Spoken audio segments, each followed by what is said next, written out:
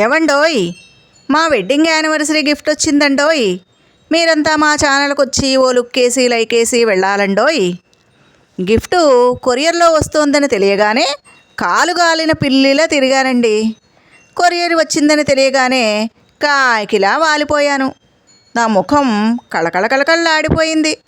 మొత్తానికి ఇదిగో ఇలా గిఫ్ట్ ప్యాక్ పైన ఇంట్లో పూసిన ఓ పూలకొమ్మ, ఓ ప్రసాదం పొట్లం పెట్టి ఇచ్చారండి మా వారు. ఎవరైనా గులాబీ పువ్వు ఇస్తారు కానీ ఈయనేంటి ఈ పువ్వు ఇచ్చారు అనుకున్నాను. సర్లే, పువ్వుదేముంది, పెట్టెలో ఉన్నది కదా ముఖ్యం అనుకున్నానండి. బాక్స్ బరువు బాగానే ఉందండోయ్. ఇంతకీ గిఫ్ట్ ఏంటబ్బా, వెండా బంగారమా? కొంపతీసి కోహినూరు వజ్రం కాదు కదా? చూద్దామని తెరిచి చూశానండి. అంతే, ఆ గిఫ్ట్ చూడగానే నా 2 కాళ్ళు చెప్పుల్లో పెట్టుకుని అలా నడుచుకుంటూ వెళ్ళిపోయాను. ఏ పాటు తప్పినా సాపాటు తప్పదని గ్రహించి వంట చెయ్యాలని గుర్తొచ్చి వెనక్కొచ్చానండి. ఇంతకీ గిఫ్ట్ ఏమిటంటారా? వడియం. అదేనండి బాబు, కడియం. రాగితో చేసిన కడియం.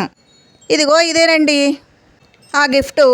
బిక్కమొహం వేసిన నా ముఖం చూసి మా వారేమన్నారంటే 50 ఏళ్ళు దాటాక పెట్టుకోవాల్సింది వెండి బంగారం కాదని, రాగి అని, ఆడవాళ్ళన్నాక నడునొప్పులు, కాళ్ళ నొప్పులు, కీళ్ళ నొప్పులు సహజమని, ఆ నొప్పుల్ని రాగి తగ్గిస్తుందని, శరీరంలో వేడిని తగ్గించి చల్లదనాన్ని ఇస్తుందని, బీపీని కంట్రోల్లో పెడుతుందని, ఎముకల ఆరోగ్యానికి మంచిదని, కోపం కూడా తగ్గుతుందని, రక్త ప్రసరణ చక్కగా జరుగుతుందని, రక్తాన్ని శుద్ధి చేస్తుందని, శరీరంలో మలినాలను తొలగిస్తుందని, ఇంకా రుద్రాక్ష కూడా ఉంది కాబట్టి చాలా మంచిదని, ఇలా ఎన్నో ఎన్నో ఎన్నెన్నో హరికథలు, బుర్రకథలు, పిట్టకథలు అన్నీ చెప్పేశారండి.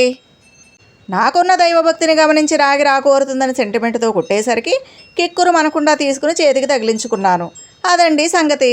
నాకేం గిఫ్ట్ ఆర్డర్ ఇచ్చారో చూశాక నేను ఆర్డర్ ఇద్దాంలే అని ఆగడం మంచిదైందండోయ్. నేను కూడా ఓ రాగి బ్రెస్లెట్ మా వారి కోసం ఆర్డర్ ఇచ్చేశానండోయ్. ఎలా ఉంది దెబ్బ? అదిరింది కదూ. రివెంజ్ కాదండి బాబు, 50 ఏళ్ళు దాటాక పెట్టుకోవాల్సింది ఆడవాళ్ళైనా మగవాళ్ళైనా రాగే కదండి. ఎలా ఉంది ఐడియా? పోలా? అదిర్రి పోలా.